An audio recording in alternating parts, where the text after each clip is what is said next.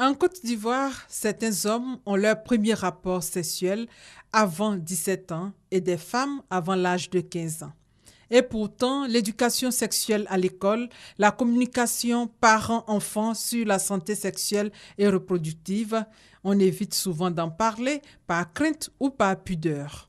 Je ne connais pas la contraception et le planning familial parce que nous ne parlons pas de ça à l'école. Nous ne parlons pas de ça chez nous à la maison.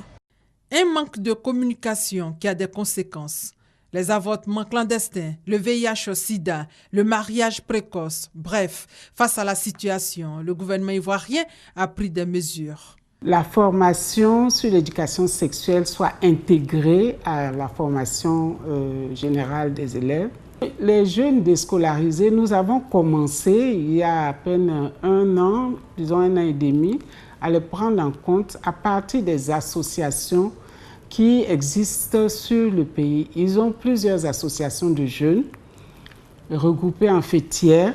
Il y a aussi des associations au niveau des communes et il y a des associations villageoises. Amélioration de la santé sexuelle et reproductive des adolescents et jeunes. La campagne Zéro grossesse en milieu scolaire a été lancée en Côte d'Ivoire et les résultats sont encourageants. En 2013, nous étions à 5600 cas. Maintenant, nous sommes à 3600 cas à peu près. On a eu une réduction de près de 27%. Et le milieu, le primaire était le milieu le plus atteint. Et là, je pense que les campagnes ont tellement bien marché qu'on a eu une réduction de plus de 80% au niveau du primaire. Et donc, le reste, c'est le premier cycle secondaire qui pose encore problème.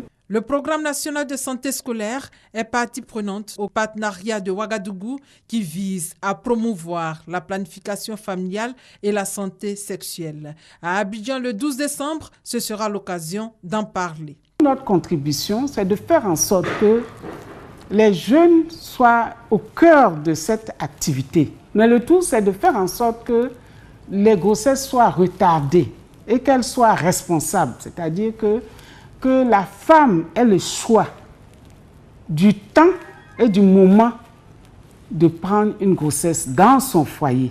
Mettre les jeunes au cœur de la santé sexuelle et reproductive et du planning familial. Le gouvernement ivoirien et ses partenaires, dont l'UNFPA, veulent réussir ce pari.